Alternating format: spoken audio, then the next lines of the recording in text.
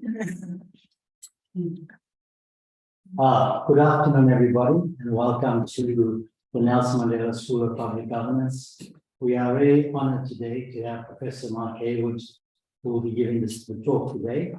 Mark is an adjunct professor at the Nelson Mandela School of Public Governance and one of South Africa's most experienced and respected social justice activists, with a track record of human rights activism spanning over 30 years. He has a combination of experience as an organizer, an organization builder, a writer, a teacher, and public speaker, and a public intellectual and thought leader. He co-founded and then led for many years two of the most influential human rights organizations in post-apartheid South Africa, the Treatment Action Campaign and Section 27. Mark will be sharing us today his paper called Socio-Economic Rights, Social Justice, and Public Governance, Exploring Strategies for Social Accountability and Rights Realization. This presentation is part of the broader democratic governance program at the school. And it's a great honor for me to introduce Mark here.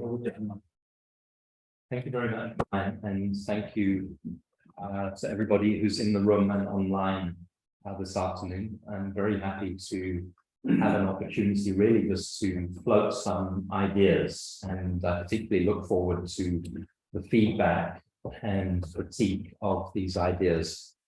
This paper originates from a chapter that Thuli Madonsela asked me to write for a book that she's editing on social justice and the law. And as Brian said, it was given the cumbersome academic title, exploring the nexus of public governance and socio-economic rights, public impact litigation, and new strategies for social accountability. But for today's purpose, I wanted to boil it down to something more manageable and more sensible. And I just called it the Constitution, Civil Society, and the State.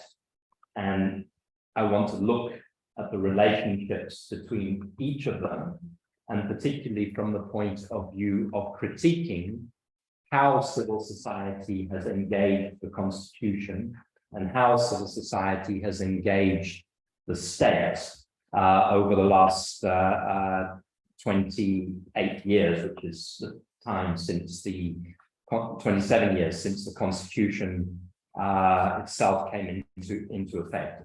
So I'm going to divide my comments into three sections.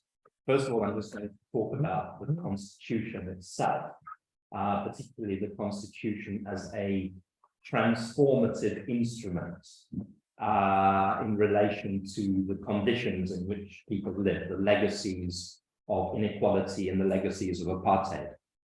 In the second section, I'm going to reflect on civil society's engagement with the Constitution and with socio-economic rights in particular, and I'm going to do so both as an academic, but also as somebody who was very intimately involved in how civil society tried to realize fundamental rights.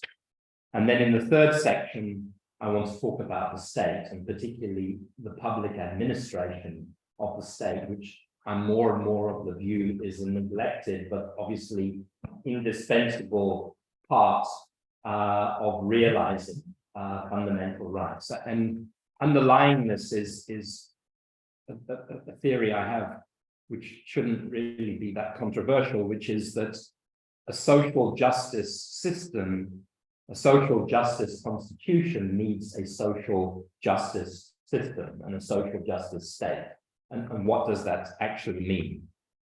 So, you know, we, for good reasons, celebrate South Africa's constitution. But I think even 27 years after that constitution came into effect in February 1997, we still don't have a full appreciation of what our supreme law requires when it comes to governance in South Africa. I think government doesn't understand the Constitution, which is perhaps the most serious admission of omission, because this Constitution is unusual in amongst constitutions in that it is a transformative constitution. It's intended fundamentally to be transformative of South African society. I would put it this way. It comes with a set of justiciable instructions about the shape of governance and forms of governance. And what I mean by justiciable for non-lawyers is they are legally binding instructions. And so not to do it becomes unlawful. It's not a matter of choice of fundamental directions or orientations of government. Our government, by law, has to be a government that orients towards transformation and social justice. So if you look in the preamble of the Constitution, you find that it says we adopt this Constitution so as to establish a society based on democratic values, social justice, and fundamental rights. Those key words, so as to, the very purpose of the Constitution is to move this country towards social justice. And in that context, socio-economic rights that are in the Bill of Rights, Chapter 2 of the Constitution, are absolutely critical. And if you look at those rights, you find them basically section 24 to 28, rights to environment, rights to housing, rights to access to healthcare services, rights to basic education, and rights of children. I'm not going to unpack those rights. But what I do want to say in a discussion about governance is they don't exist in isolation. People often look at those rights, oh, well, now our Constitution has socio-economic rights, and they say a little bit about the socio-economic rights and they move on. But the truth is that the whole architecture of the Constitution is around the, except in one critical and perhaps fundamental area, is around the realization of these rights. And this is important because when we got freedom, people wanted freedom from the manifestations of inequality and apartheid. They wanted houses, they wanted jobs, they wanted healthcare, they wanted quality basic education. So there's a continuity. It makes sense that this is what a radical constitution in South Africa should be about. So what is the architecture? The architecture is that section 9 of the Constitution, what is called the Equality Clause, talks about everybody being equal under the law and everybody having the same rights to enjoy all fundamental rights. I'm butchering exactly what it says, but then you have chapter 9 of the Constitution, not section 9, but chapter 9, everybody knows the institutions supporting democracy, which requires a state, for example, that every year is meant to report to the Human Rights Commission on measures they have taken towards the realization of rights in the Bill of Rights. And then I think important for the Nelson Mandela School of Public Governance, and again, often overlooked, is chapter 10 of the Constitution, which starts out with a set of values and principles governing public administration. So it's very prescriptive about how government should be conducted, about the values on which government should hold, and so on and so on. The problem, the one major problem, and this is something that I've tried to write about in an article that I published about a year ago in the Constitutional Court Review, I think it's called, is that chapter 13, which is about finances, is where the big compromise was made in the negotiations in 1994. So you can't have a social justice state without having a financial system that is working towards making it possible to realize those rights. But chapter 13 is where the clever neoliberals intervened in the negotiations and managed, for example, to tie the Reserve Bank down to interest control of inflation and interest rates and so on and so on. So that's another discussion, but it doesn't detract from the point that I'm trying to make, that governments in South Africa at all levels, national, provincial, local, state-owned enterprises, all of them are meant to have this orientation. So that's the foundation for the understanding of this discussion. So coming to part two, and this is where I think I start to make a critique of, in a sense, of my own methods for many years as a civil society leader. The question is, how did civil society respond to socio-economic rights? And did it respond with a proper political, theoretical understanding of what it would take to realize socio-economic rights? And in answer to the question, how did civil society, and by civil society, again, it's another whole discussion, what is civil society, but what I'm particularly talking about today is that part of civil society that has been involved in pro-poor advocacy around rights realizations, organizations like the Treatment Action Campaign, like Equal Education, like Abahlali, Basem, Gondola, etc., etc. It's probably a small part of the overall ecosystem of civil society, but it's a very influential and perhaps the most political part of civil society.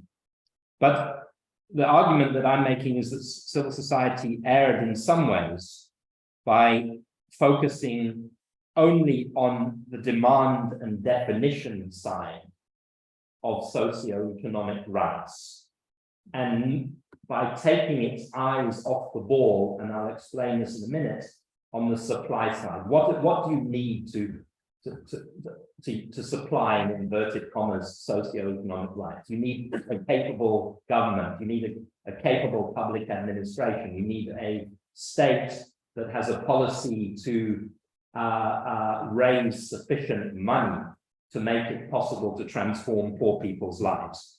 And if you want to evidence of the focus on the demand side, you just need to look at the major litigation that has taken place around socio-economic rights. The first big case is this case known as Grootboom, which is around people's rights of access to housing. There was the Treatment Action Campaign case, which was around people's rights of access to medicines. There was the failed, debated, failed, I would put question mark, Mazibuko case, which was around people's rights to sufficient water, where the Constitutional Court didn't go with the social movement's argument. And a lot of the debate within civil society about these rights has almost been in a vacuum, talking about things like minimum core content. Does the right in the Bill of Rights have a minimum that the state absolutely has to provide? And the response of the courts has been, no, there's no minimum core content. It's about how you approach the rights, a reasonable approach to rights. But most of the litigation has focused on mobilization to demand these goods and social accountability for provision or not provision of these goods. And that is understandable, perhaps, because the movements have been driven by dire need, urgency. In the TAC, we were driven by people dying of AIDS, children being born with HIV infection. In housing, it's the homelessness that is so pervasive. But as I said already, I think the problem is that there's been less focus on the state's responsibility to enable equality. And this is something, as I was writing this chapter, that I think Tuli Madonsela taught me, which I hadn't understood before. She kept on saying, is the only thing that socio-economic rights does is create a right to goods? Or does it also require the state to intervene in redistribution? And obviously it's the latter, but I personally hadn't been thinking about it sufficiently along the lines in which she kind of coached me to go down. So as a result, I would just say that this approach has worked in some places and has not worked in other places. So where did it work? It worked in the Treatment Action Campaign case because there was a big social mobilization, because there were resources to provide the medicines. In fact, the company was offering to provide the medicines for free. And importantly, because there was a public infrastructure available when the TAC won that case, the public healthcare system, the nurses, the doctors, the hospitals, the clinics, etc., etc. And so when TAC got a judgment that said it's a right, then it was possible to enforce that judgment. On the other hand, people compare the TAC case with the housing case, the Grootboom case, where, as it's become a bit of a cliche, Irene Grootboom died without a house. 15 years after her name was attached to that court case, she still didn't have housing. And, you know, the traditional explanation that is given for that, this morning I suddenly realized actually it's not sufficient. It's the explanation I've been giving for years, which is to say the difference between TAC and Grootboom is that TAC was driven by a social movement that was located in communities. Grootboom was driven by lawyers and not a social movement. So when they won the rights in the courts, there was no powerful movement to make sure that that right was implemented. And that's true. But I also think, and this is something that we can debate, but a big difference between TAC and Grootboom was that there was little engagement in the Grootboom case with the state bureaucracy about the rights. TAC constantly was working with doctors, working with nurses, pushing provincial governments, etc., and was building alliances almost within the state bureaucracy and helping to unblock certain things in the state. Grootboom, I think that didn't happen. So you have a nice piece of judgment on paper about rights, but how do you begin to implement it? And I think that this problem has become more glaring in civil society strategies around the constitution and rights in the last 10 years in the context of the financial crisis and so on. So you see a whole series of judgments that have been won, which are profoundly important judgments, like there's a minimum norm and standard for school infrastructure. Every school must meet this minimum norm and standard. That's the law. Schools are not meeting that minimum norm and standard 7 years after that judgment. That pit toilets are illegal, but there are still thousands of pit toilets in schools across the country. So this approach to the demand side has now hit the wall, and has hit the wall actually for quite a number of years, although civil society still often behaves as if it hasn't realized that it's hit the wall, so we're just banging our heads. So it brings me to the final point before the conclusion, which is to talk about the problem and what I would say that which I would define as overlooking the supply side, overlooking public administration, overlooking the shape of the state and the issues around, of course, what the school is very fond of discussing, state capability, what constitutes a capable state. And I'll mention it in very summary fashion, and I'll go into it in a little bit more detail in the paper, but I still think there's a huge amount to be unpacked here. How has civil society engaged the state? How has civil society engaged the public administration? That's an important question. In 1994, lots of people in civil society went into the public administration and joined government. 5, 6, 7 years later, most of them had been spat out of the public administration for a variety of reasons that were not unlinked to the way Thabo Mbeki approached the state and approached civil society and thought about rights. But it was interesting, you know, and I mentioned in the paper that I chatted to Jeff Budlander, who was once the Director General of the Department of Land Affairs. And Jeff, I thought when I started writing this paper, and in fact I wrote it, you know, in 1994, the state didn't have any capability.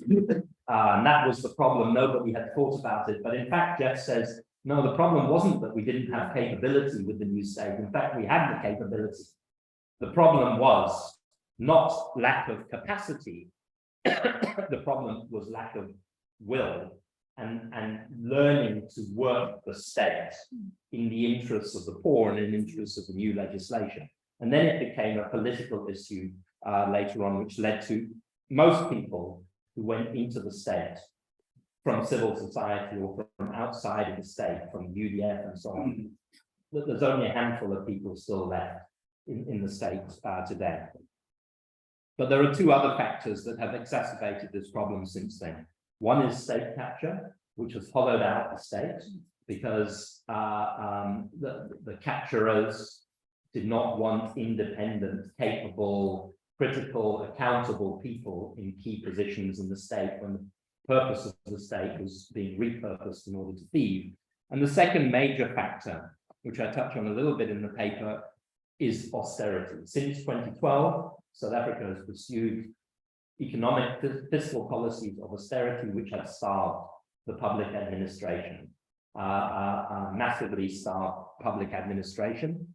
And that austerity has, I mean, if you look at the human resource base of the state, if you consider the fact that most of our teachers are in their 50s and in 10 years they'll be out of the public system, but we haven't created a new generation of teachers. If you look at the gaps in the health system where the specialists are, if you look at almost anywhere, you can see that we have starved.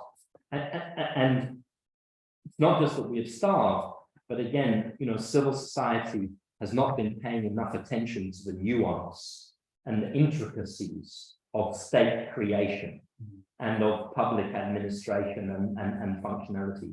So one of the big distortions, I don't talk about this in the paper, but it was in 2008, we created this occupation-specific dispensation grant, which means that our doctors and so on are the best paid in the world almost, many of our public servants, but they're working in broken facilities. So even though you pay them high, they can't operate because you're starving other parts of the system. And so that becomes a push factor out of public administration into the private sector, out of the country, and so on. And we haven't paid attention to abuses within public administration. I chatted to the Dean of Health Sciences at WITS a few days ago, who was telling me, you know, doctors are really abusing something called RWOS, remuneration out of work. It was originally created as a way to try and keep people in the public administration, but now many doctors go in, check into their public hospital, spend 3 hours there, and then go off and work in the private sector for the rest of the day. So there's many distortions that have entered into public administration, and the consequence is that we have a weakened public service that is increasingly incapable of implementing complex social rights. It's increasingly incapable of running this social justice system where you need capability when it comes to regulation, you need capability when it comes to legislation drafting, etc., etc. And we've lost most of that capability. And unless we find a way to restore that capability, then it doesn't matter. You can talk till the cows come home. The state is broken. And if the state is broken, then the constitution loses legitimacy. Constitution becomes fair game for populists, because what has the constitution provided to us? Constitution has provided nothing to us. Once the constitution goes, then you have even less of a chance of rebuilding a democratic state that's based on social justice and fundamental human rights. And that's why I guess what I learned from working on this paper, a lot of which I hadn't properly understood before, is that it's now necessary for civil society as a social force, as an important social force, to begin focusing on an agenda for public administration and public service reform in a detailed way, not just in a headline way. It's necessary to define an agenda for public administration reform, which some think tanks are beginning to do. PARI, Public Affairs Research Institute, and then this other organization called NSI with Ida Chipkin are beginning to define the issues, but there isn't a movement behind them. They're academic think tanks that are putting out good ideas, but there's no movement behind them. And the other critical thing which has to be thought about going forward, and everybody is trying to avoid, is the financing the state. And that's what I addressed in that article, which I called socio-economic rights and economic policy. Why aren't they talking to each other? Why have they never talked to each other? Because my argument is that economic policy is also not just a blank sheet of paper that government can write whatever it wants to, whatever economic policy. Economic policy has to be developed within parameters that permit transformation and that permit redistribution and that create a fiscal basis for reorganize, for meeting the socio-economic rights, and we don't have that, and nobody involved in fiscal policy has ever even thought about the Constitution, what their Constitution obligations are if you're in the national treasury. So, and finally, I would say that on socio-economic rights, it's not that civil society must give up on the demand side or on mobilization. It has many, many values, but there has to be greater efforts to collaborate with the state, with the public administration on implementation of critical social programs and to reinforce and reinvigorate the people who work within the state. Brian Levy, who has also helped my thinking on this, starting to talk about a socially embedded bureaucracy. Raising the question, what do you have to do to get the public service to deliver, again, to deliver on rights? What has to happen? What must be fixed? What do we need to think about? And so on and so on. Because as it is at the moment, the public service will not do that. So I've got 8 minutes over time, but thank you. No gallops, but I hope that helps. Thank you, Mark, for a very clear, incisive analysis of this particular topic. I have my own questions, but I'm going to open it up first to those part of the discussion here. You let me know if anybody's got their hand up there. I will do that. Yeah. Yes, Yes. I have 2 questions. The first one is like if after 94, a different outcome was possible. In a sense, the apartheid state was a state designed to take away rights from people, not to provide rights. And the movement against apartheid tried to make the government and the state ungovernable. Right? So past 94, that kind of like absence of capacity might have something to do with that process. Question mark. And the second one is relates to civil society. How to foster innovation in civil society for these kind of approaches where it is so hard to move away from the things that work for you, toiling, like burning stuff, blocking roads, and engaging in this kind of co-creation of public policy and proposing solutions like the TAC, that I think that was a real change, like a game changer, with a one-state party, because to an extent, the way I understand it, and I might be wrong, is that this presumption that this is a liberal democracy 100%. But if you say the wrong stuff in the wrong place against a particular party in this country, you're gonna get beaten. So like I think like that works well if we think about doing the law, but that depends on our own positionality, as opposed to binding the township.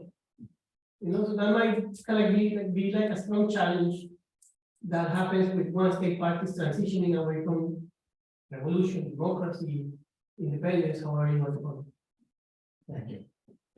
Anybody else? no questions here. Okay, and let me just kind of make just 2 comments. And here I draw on my experience of the Zimbabwe situation. One is how to ensure that the state's role in redistribution does not bifurcate the narrative between redistribution and rights, where the redistributive emphasis overcomes any other form of rights issues and gets justified in the name of Pan-Africanism, anti-imperialism, anti-colonialism, but begins to form a new authoritarian state, which does do forms of redistribution, but also does elite accumulation combined, and really gives a huge hit to the rights debate.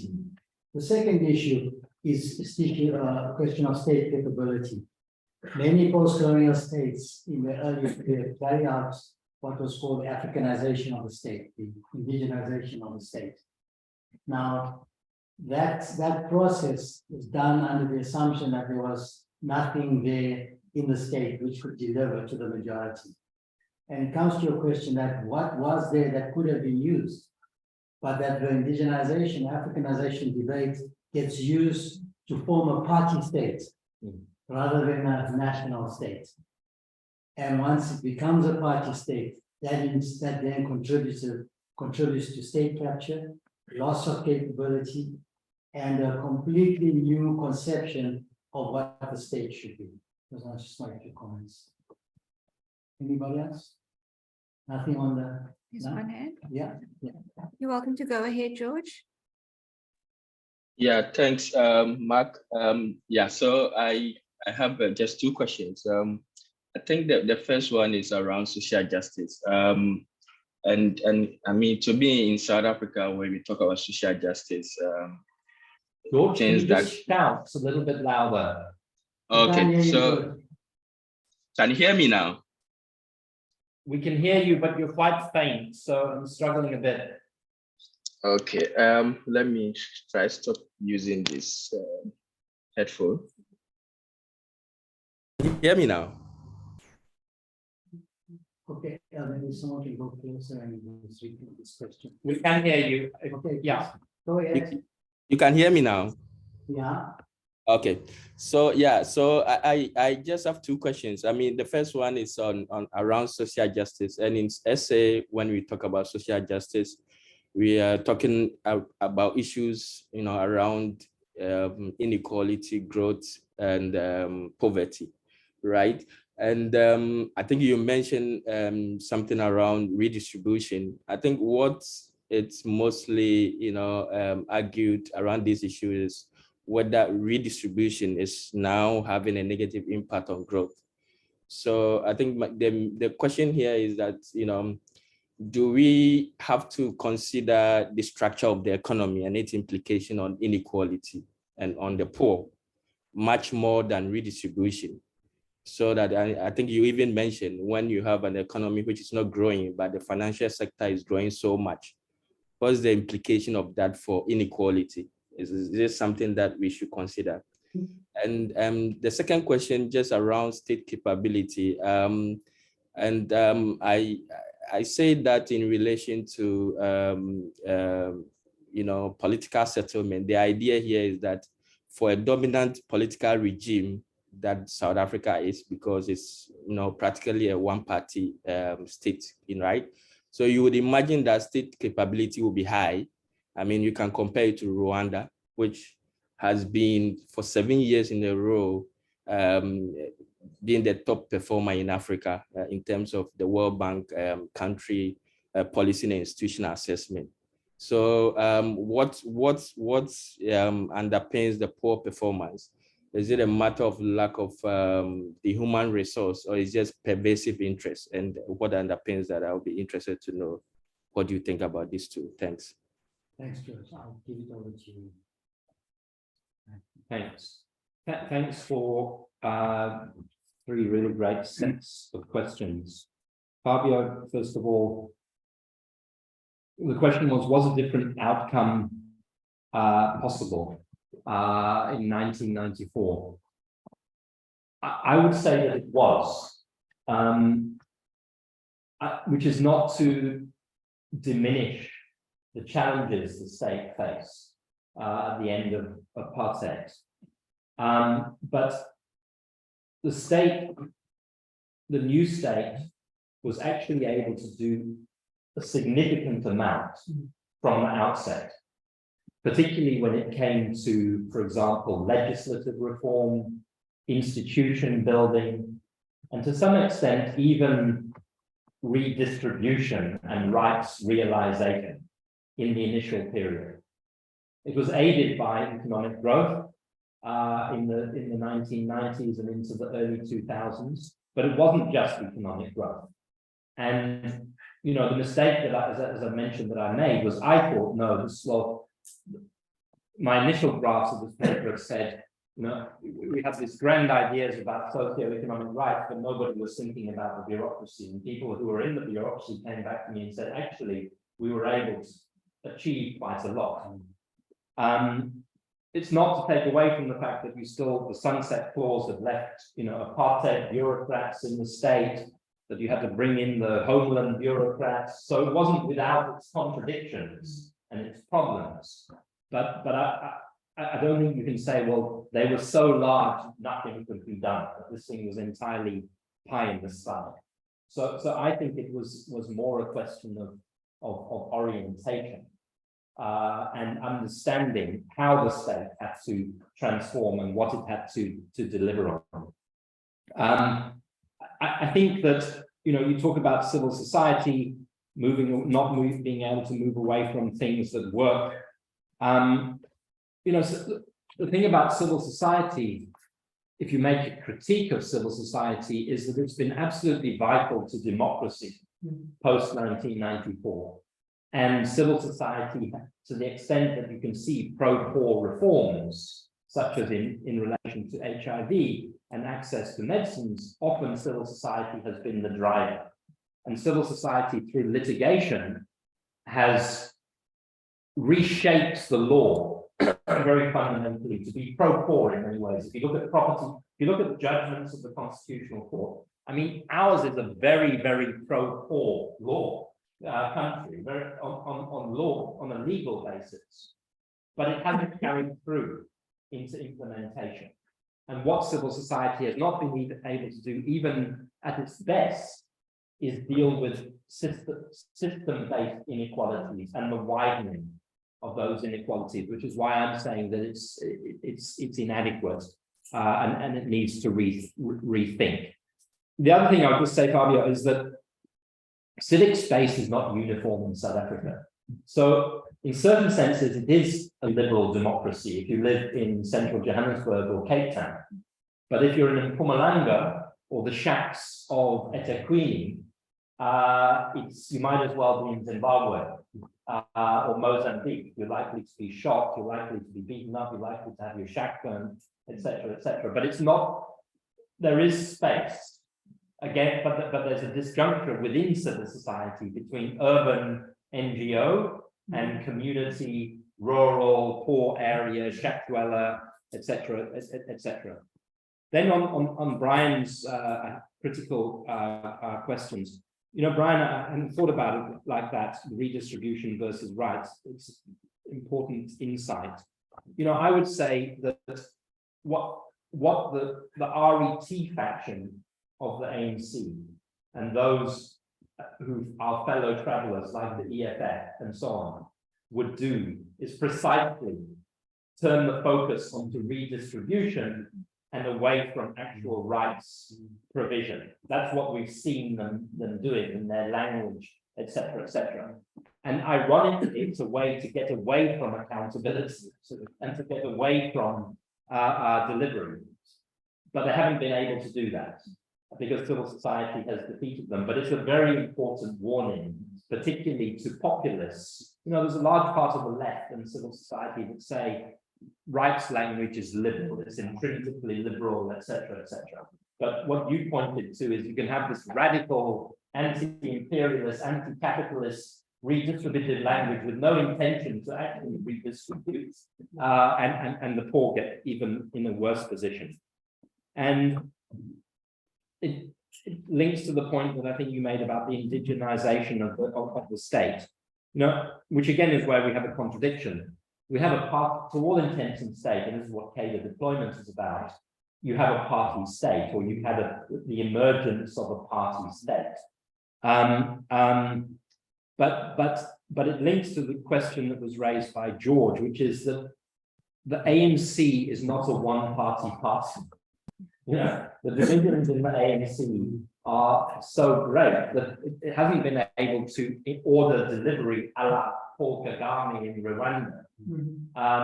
But neither has it been able to completely control all aspects of the state. And again, I think what we witness now, if you were to study it, was precisely these divisions between the party state and the national state, the party state and the constitutional state. And the critical question is, how do we encourage the constitutional state? But it's a very interesting debate. I mean, I was at a public service commission retreat last week with a whole bunch of senior people talking about that the state is inherently political and you can't completely divest the state of political direction. So you can't, the people who argue we must have pure meritocracy, pure, are not getting this either. George's question about redistribution and negative impact on growth. It's such a huge question and the structure of the economy. But the problem, George, is that the structure of the economy hasn't changed fundamentally since 1994. And that even without redistribution, capitalism is an impasse, is a fundamental impasse in South Africa. So we're getting the worst of all worlds. We're not restructuring the economy and we're not able to deliver on rights, and we won't be able to deliver on rights for the foreseeable future. I tried to make an argument in this other paper that I've written that actually, if government took seriously its responsibilities around redistribution and restructuring the economy, that actually it would free the capitalist economy from its own constraints in a certain way, because it would create a market when currently there is no market and there will never be a market. And if you just take one example of that, the work that we did on antiretroviral treatment, because we tackled the global pharmaceutical companies, a market opened up for generic antiretroviral treatment. And then you had a company like Aspen Pharmacare coming along, which was a small company, and harvesting this new space to create a giant multinational out of South Africa in drug manufacture and distribution. Now, if only business and government could be a little bit more far-sighted, restructuring the economy in certain ways, a basic income grant is a whole discussion, but people are doing serious research into basic income grants, say that yes, it would consume a lot and require a major outlay, but it would have multiplier benefits. So that's critical. And I think I've answered or tried to answer this, responded to the state capacity issue and so on. Thanks, Mark. Anybody else in the audience would like to ask a question, make a comment? Please come in. We still have a bit of time. 3 minutes. Nobody? Oh, there's someone there. Lauren, I'm concerned about the state of disarray of South African society. The reading of the I'm concerned okay, about the state of disarray of society, e.g. reading the EF40 WhatsApp debates, and therefore the ability to engage the state, let alone contribute to progressive policies. State responses, if one actually gets responses to attempt to engage, are also rather dismissive. It seems to me one needs a focus and target issues where there is both clear evidence, research, and organized civil society referring to the Bill of Rights. Champions inside government are critical to progress. Contesting parties for 2024 need compromises to be interrogated on these key issues, so we are prepared for the compromises brought by coalitions and vested interests. Just some thoughts. Mark, any comment on that? Yeah. Thank you very much. Next. Anybody else? Sure. One question and perhaps a reflection. Like the campaigns that you mentioned took place in the 90s and early 2000s. That was before social media. In what sense this change in the way of communicating makes it harder to coalesce or get like a particular policy message out where you can actually pick everything you want to do. You can go with bananas policies and like someone will post it and it looks sensible, right? And that makes it so much harder nowadays because a policymaker or even a civil society activist or any other citizen can find like different things depending on what they want to believe in.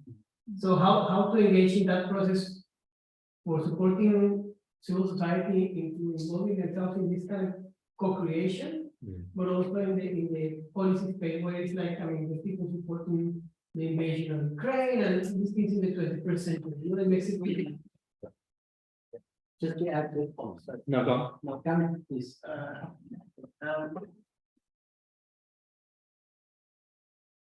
There's this elephant in the room problem. So in policy studies, we are taught that if there's no one to implement the policy. It doesn't matter how good it sounds or it smells or looks, it's useless.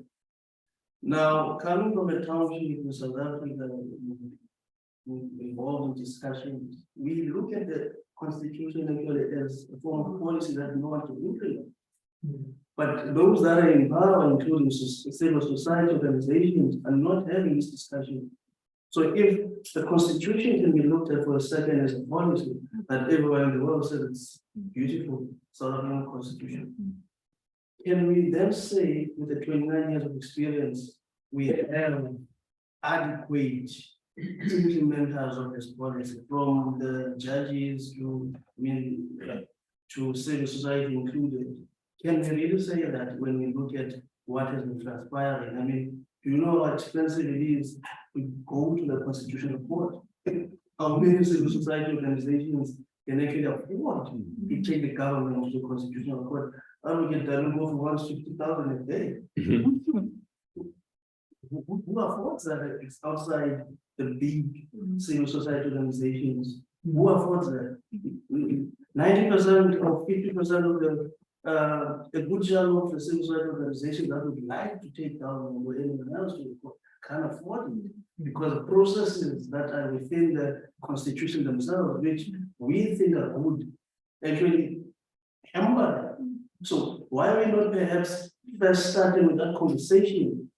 Do we have a good enough policy in the constitution, given what we have within the country? That's all for now. Thank you. I'll just take one more comment or question before I ask Mark to close up. Anybody else? No? Okay, Mark, I'll hand over to you. We'll close up your comments. So both questions in some ways are related to each other. On this issue of social media, it wasn't what it was in the 90s and the early 2000s. And it is a disruptive, fragmented space that is being used to polarize even within civil society. There's no doubt about that. But it obviously, and this is stating the obvious, it has social media also has organizing benefits if it's used properly. If there's a proper strategy for social media, it's going to be a major issue to think about in relation to the 2024 elections. Disinformation and use of social media for division, which is why civil society needs to much more understand disinformation and work to counter disinformation. I've just read a book recently by Maria Ressa about the Philippines and the rise of disinformation, the use of Facebook, etc. And after reading that book, you wonder why any decent person still remains on Facebook, because it actually just explains it very well. But I would say that it doesn't need to be the game changer if civil society is working effectively, particularly at grassroots level. Poor and working class people in informal settlements in rural areas and so on are not involved in the latest social media battle over Ukraine and Russia and who we should support and so on and so on.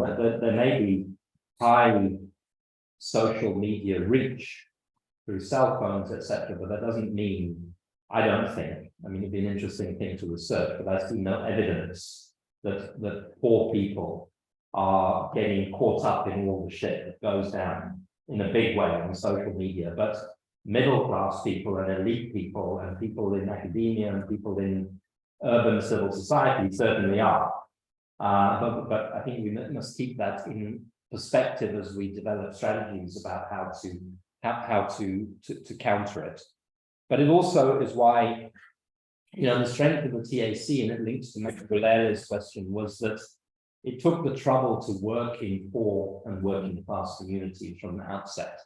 And it took the trouble to I wouldn't say empower people, because poor and working class communities have plenty of power, but it took the trouble to unleash that power, facilitate the release of that power by giving people knowledge that they needed, including knowledge of the Constitution and knowledge of medicine and knowledge of virology, etc. And with that knowledge, people were able to become their own agents in relation to the Constitution. The problem at the moment is that too few civil societies are actually doing that work. They're actually happy to work on social media. They're happy to work through press statements and Zoom meetings and so on and so on. So there's a behavior that has to change. I mean, I think there has to be an interrogation, because I think there has been a decay, if that's the right word, of civil society, even though it's still very loud and visible and so on. Mathilele's question there's two parts to it. Do we have the implementers for rights and the vision of the Constitution? It goes back to the question Fabio asked. Yes and no. We don't have an incapable state because it is fundamentally incapable. We have an incapable state because it is being disabled in certain ways. It's not that there are not skills. In fact, the South African state is very skilled in certain respects. If you look at our health system and health service, for example, there are far better health professionals working in the public sector than the private sector. Most people think because you go to a private hospital and it's like going into a hotel, that the quality of care is good. The quality of care of medical care, medical treatment is often not good. And we have, partly because of our burden of disease, we have the best infectious disease specialists, we have the best trauma specialists, we have all sorts of best specialists in the public healthcare system. And you can point to other parts of the public service where you have similar capability. It's not uniform, and there are parts where the damage is much deeper. I would say education, for example, basic education is much deeper. But tertiary education, we have, 9 universities, and so on. We have 2.1 million public servants, or I think it's possibly even more than that. And that's why we must pay attention to public administration. And there's a lot of skill in there. There's a lot of skill even in government itself. Although we paint government all with the same brush, there's actually a lot of skill in government. If you actually go into government, you see that there's a lot of skill, and there is quite a lot of will and commitment in certain parts of government. So I don't think that it's that we have a fundamental deficit. I don't think that is the problem. The problem for me is how we understand our Constitution and what actions flow from the Constitution. And, Mathilele, when you talk about the Constitutional Court and the legal system, you're both right and not right. Don't judge a lawyer by Dali Hoff, who doesn't charge 50 grand a day, charges a lot more than 50 grand a day. They don't all behave like him. The civil society sector has had extensive access to pro bono legal services from senior counsel who would normally charge 50 grand a day throughout. And there is a barrier, there's a class barrier to the courts, undoubtedly, and to every level of the courts, not just to the Constitutional Court, to magistrate courts, which are in disarray, to high courts, etc. But when there is organization, it has not stopped poor people getting to the highest courts in the land. So you just need to look, very important judgments about power where the Constitutional Court recently threw out the Traditional Courts and Leadership Act, which was brought by rural women and the rural women's movement. You look at the way Abakali has used the courts at some times. It's a question of how do you organize, how do you educate? When tax started going to the courts, it wasn't because we had a hotline to the courts. It was because we, in our branches, educated people about the law and about legal processes and about the fact that the courts can be an instrument, beneficial instrument in struggles for social justice. And that's why we got access to the courts and we got very, very pro-court judgments. So you're right on one level, but you're not right on another. Well, it's not a question of right and wrong. It's a question of organizing, I think, at the end of the day. And there's an underlying deep problem. You're correct, but I just don't want to put it up as a wall, because if you put it up as a wall that you say is insurmountable, then people don't try and climb over it, when in fact you can climb over it. Thank you, Mark. I think we need to close. And just to say, really, once again, thank you to Mark for a really incisive analysis of what is an ongoing discussion of the nature of the states, the nature of our social society, the relationship between socio-economic and other human rights questions, the politics of the state and state capture. And we hope this will be part of an ongoing debate, which will not only be an academic debate, but will be one where we try to intervene in producing practical policy interventions. So once again, thank you to Mark. Thank you to all the participants. We'll see you next time. Bye. Thank you.